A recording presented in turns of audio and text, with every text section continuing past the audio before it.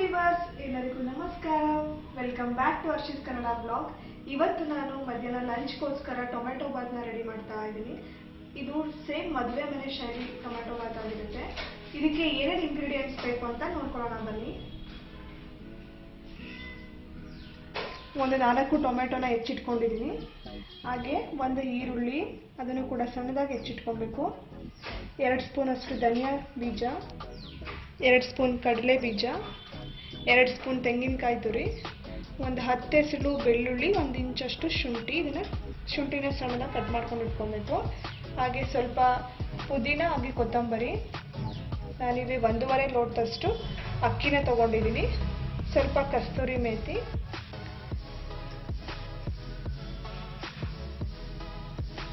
ಕಾಲು table spoon ಅಷ್ಟು ಅರಿಶಿನ ಪುಡಿ, ಒಂದು 10 ರಿಂದ 12 ಬ್ಯಾಡಗಿ ಮೆಣಸಿನ್ಕಾಯಿ. ಇದು ತುಂಬ ಟೇಸ್ಟಾಗಿ ಕಲರ್ನ ಕೊಡುತ್ತೆ ಆ ಟೊಮೆಟೊ ಬಾತ್ಗೆ. ಈಗ ಆರ್ಟಿಫಿಷಿಯಲ್ ಕಲರ್ಸ್ ಎಲ್ಲ ಆ್ಯಡ್ ಮಾಡ್ತಾರಲ್ಲ, ಸೊ ನಾವು ನ್ಯಾಚುರಲ್ ಆಗಿ ಇದು ಕಲರ್ನ ಕೊಡುತ್ತೆ ಅದಕ್ಕೆ. ಸೊ ಸ್ಪೈಸಸ್, ಕಲ್ಲುವು, ಹಾಗೆ ಜಾಯಿ ಪತ್ರೆ, 2 ಮರಾಠಿ ಮೊಗ್ಗು, 2 ಏಲಕ್ಕಿ, 1 ಇಂಚಷ್ಟು ಚಕ್ಕೆ, ಒಂದು 4 ರಿಂದ 5 ಲವಂಗ, ಹಾಗೆ 2 ಪಲಾವ್ ಎಲೆ ತಗೊಂಡಿದ್ದೀನಿ. ಸೊ ಮೊದಲಿಗೆ ಒಂದು ಚಿಕ್ಕದು ಫ್ರೈ ಪ್ಯಾನ್ ಇಟ್ಕೊಂಡು ಅದಕ್ಕೆ 1 ಟೇಬಲ್ ಸ್ಪೂನ್ ಅಷ್ಟು ತೆಂಗಿನ ಎಣ್ಣೆನ ಹಾಕಿ, ಅದಕ್ಕೆ ಚಕ್ಕೆ, ಲವಂಗ, ಹಾಗೆ ಏಲಕ್ಕಿ, ಈ ಬ್ಯಾಡಗಿ ಮೆಣಸಿನಕಾಯಿ,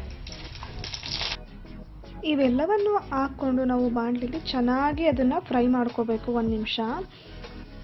ಈ ಏಲಕ್ಕಿ ಫ್ಲೇವರ್ ಆಗಿರ್ಬೋದು, ಲವಂಗದ ಫ್ಲೇವರ್ ಆಗಿರ್ಬೋದು, ಅದೆಲ್ಲ ಚೆನ್ನಾಗಿ ಬಿಟ್ಕೋಬೇಕು.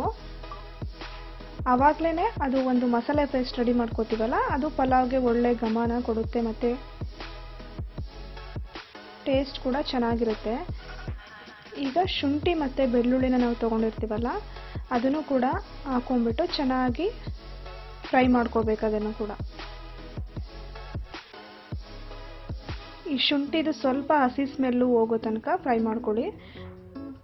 ನೆಕ್ಸ್ಟು ಈ ಧನಿಯಾ ಬೀಜನ ತಗೊಂಡು ಅದಕ್ಕೆ ಹಾಕ್ಬಿಟ್ಟು ಚೆನ್ನಾಗಿ ಫ್ರೈ ಮಾಡ್ಕೊಳ್ಳಿ. ಅದನ್ನು ಕೂಡ ನಾವು ಫಸ್ಟಿಗೆ ಧನಿಯಾ ಬೀಜ ಹಾಕ್ಬಿಟ್ರೆ ಅದು ಸ್ವಲ್ಪ ಸೀದೋಗ್ಬಿಡುತ್ತೆ ಬೇಗ. ಅದು ಹಂಗಾಗಿ ಇದೆಲ್ಲ ಫ್ರೈ ಮಾಡ್ಕೊಂಡಾದ್ಮೇಲೆ ನಾವು ಹಾಕ್ಕೋಬೇಕಾಗುತ್ತೆ.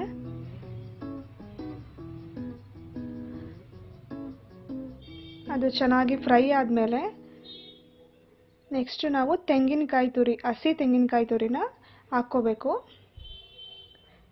ಈ ಹಸಿ ತೆಂಗಿನಕಾಯಿ ತುರಿ ಹಾಕೋದ್ರಿಂದ ಅದಕ್ಕೊಂಥರ ಎಕ್ಸ್ಟ್ರಾ ಫ್ಲೇವರ್ ಕೊಡುತ್ತೆ. ಮತ್ತು ಈ ತೆಂಗಿನಕಾಯಿ ತುರಿನಲ್ಲಿ ಸ್ವಲ್ಪ ನೀರಿನ ಅಂಶ ಇರುತ್ತಲ್ಲ, ಅದು ಕಡಿಮೆ ಆಗಬೇಕು. ಅಲ್ಲಿವರೆಗೂ ಸ್ವಲ್ಪ ಲೋ ಫ್ಲೇಮಲ್ಲೇ ಇಟ್ಕೊಂಡು ಫ್ರೈ ಮಾಡ್ಕೋಬೇಕು. ಇಲ್ಲ ಅಂತಂದರೆ ಅದು, ಯಾಕೆಂದರೆ ತೆಂಗಿನಕಾಯಿ ಎಲ್ಲ ಸೀದೋಗೋ ಚಾನ್ಸಸ್ ಇರುತ್ತೆ. ಸೊ ಇದೆಲ್ಲ ಡ್ರೈ ಆಗೋ ತನಕ ಸ್ವಲ್ಪ ಚೆನ್ನಾಗಿ ಕೈ ಆಡಿಸ್ಕೊಂಡು ಫ್ರೈ ಮಾಡ್ಕೊಳ್ಳಿ.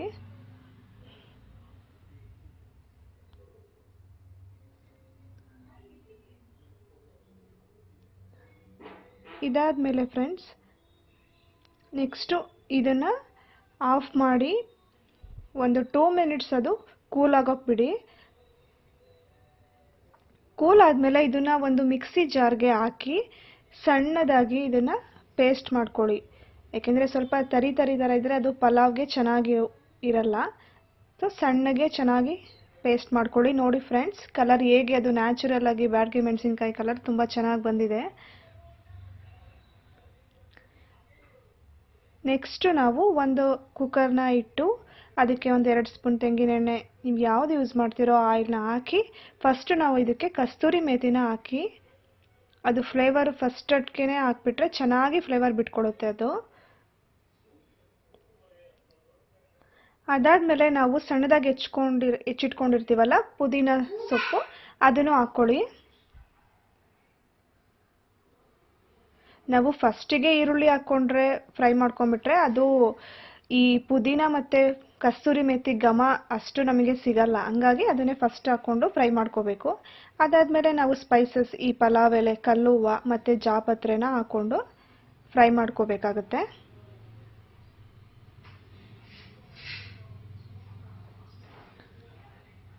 ಇದಾದಮೇಲೆ ನೆಕ್ಸ್ಟು ಈರುಳ್ಳಿನ ಹಾಕಿ ಅದು ಸ್ವಲ್ಪ ಈರುಳ್ಳಿ ಚೆನ್ನಾಗಿ ಫ್ರೈ ಮಾಡ್ಕೋಬೇಕಾಗುತ್ತೆ ನಾವು.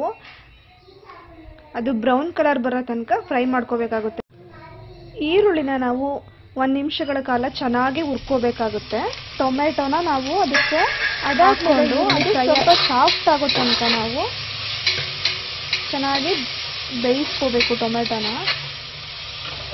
ಅದು ಟೊಮೆಟೊ ಚೆನ್ನಾಗಿ ಅದು ಬೆಂದ್ರೇ ಈ ಟೊಮೆಟೊ ಬಾತ್ಗೆ ಒಂದು ರುಚಿನ ಕೊಡುತ್ತೆ ಅದು.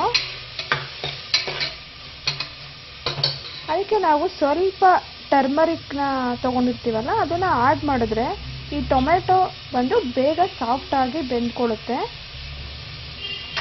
ಅದಕ್ಕೋಸ್ಕರ ಅರಿಶಿಣ ಪುಡಿನ ಹಾಕಿ ಚೆನ್ನಾಗಿ ಅದನ್ನು ಮಿಕ್ಸ್ ಮಾಡಿಕೊಂಡು ಫ್ರೈ ಮಾಡ್ಕೊಳ್ಳಿ.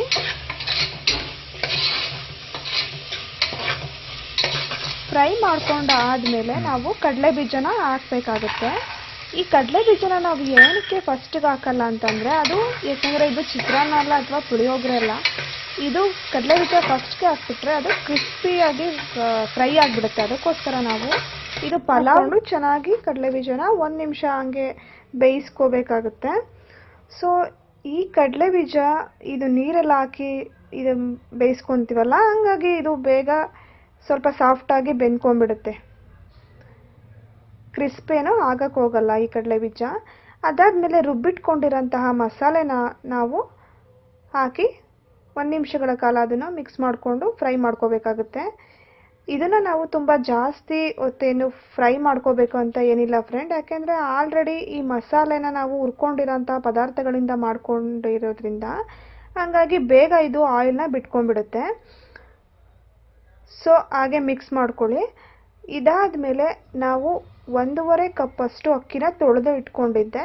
ಸೊ ಈ ಅಕ್ಕಿನ ನಾವು ಹಾಕೋಕ್ಕಿಂತ ಮುಂಚೆ ನಾವು ಅದಕ್ಕೆ ಬೇಕಾದಂಥ ಅಳತೆ ನೀರು 3 ಕಪ್ಪಷ್ಟು ನೀರನ್ನು ನಾವು ಹಾಕಿ ಅದನ್ನು ಒಂದು ಕುದಿ ಬರೋವರೆಗೂ ಉಪ್ಪು ಹಾಕ್ಬಿಟ್ಟು ಒಂದು ಕುದಿ ಬರೋ ತನಕ ನಾವು ಕುದಿಸ್ಕೊಂಡು ಅದಾದಮೇಲೆ ಅಕ್ಕಿ ಹಾಕೋದ್ರಿಂದ ಪಲಾವ್ ಉದುರುದ್ರಾಗಿ ಬರುತ್ತೆ.